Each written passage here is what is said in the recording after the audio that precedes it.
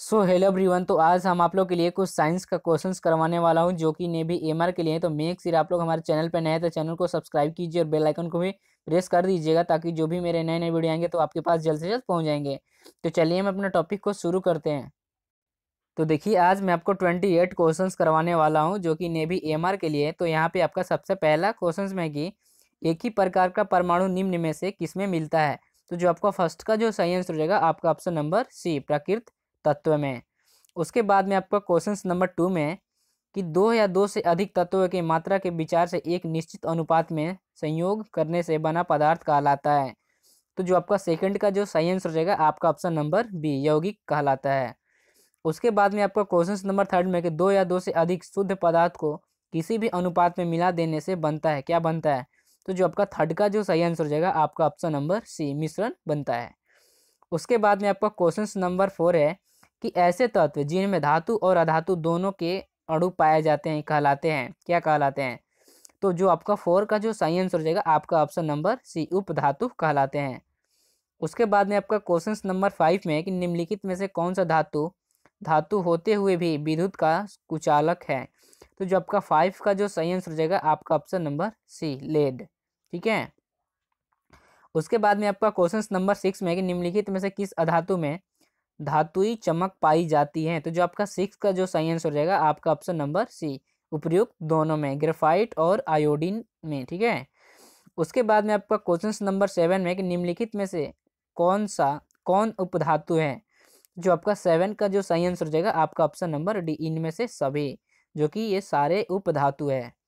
उसके बाद में क्वेश्चन नंबर 8 में कि निम्नलिखित में से कौन एक यौगिक है। तो आपका जो 8 का जो सही आंसर हो जाएगा आपका ऑप्शन नंबर डी, अमोनिया। उसके बाद में आपका क्वेश्चन नंबर 9 में है कि जल एक यौगिक है क्योंकि। जो आपका 9 का जो सही आंसर हो जाएगा आपका ऑप्शन नंबर सी, इसमें रासायनिक बंधों से जुड़े हुए दो भिन्न तत्व होते हैं।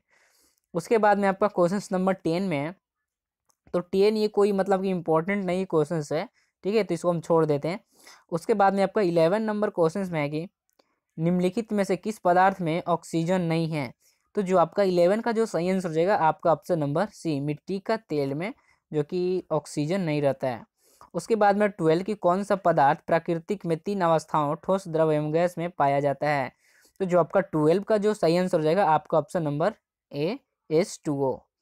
उसके बाद में आपका क्वेश्चन नंबर 13 में कि स्टेनलेस स्टील एक मिश्र धातु है जबकि वायु है एक, क्या है।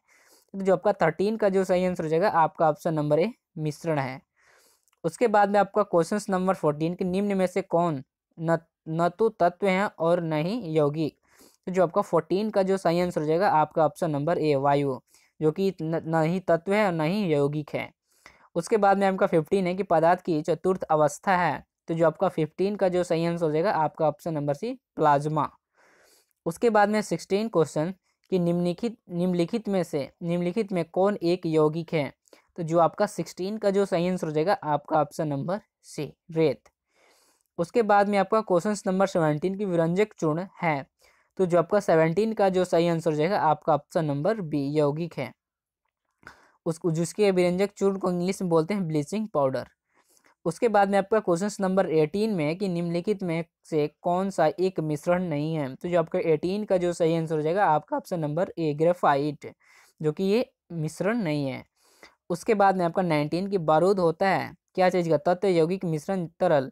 तो जो आपका 19 का जो सही आंसर हो जाएगा आपका ऑप्शन नंबर सी, मिश्रण से बारूद बनता है। उसके बाद में आपका नेक्स्ट क्वेश्चन 20 कि कोयला है, क्या है। तो जो आपका 20 का जो सही आंसर हो जाएगा आपका ऑप्शन नंबर ए, एक प्रकार की तत्व है कोयला। उसके बाद में 21 हीरा है, क्या है। तो ये आपका 21 का जो सही आंसर हो जाएगा आपका ऑप्शन नंबर ए, ये भी तत्व है।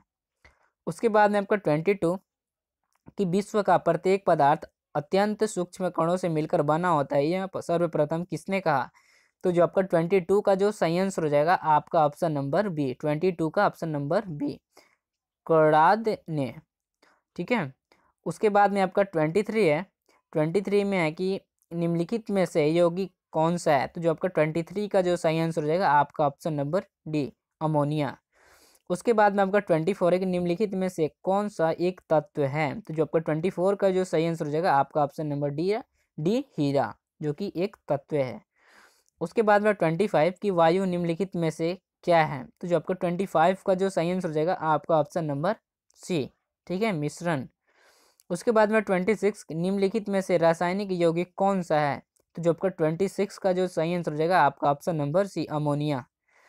उसके बाद में 27 कि निम्नलिखित में से मिश्र धातु हैं।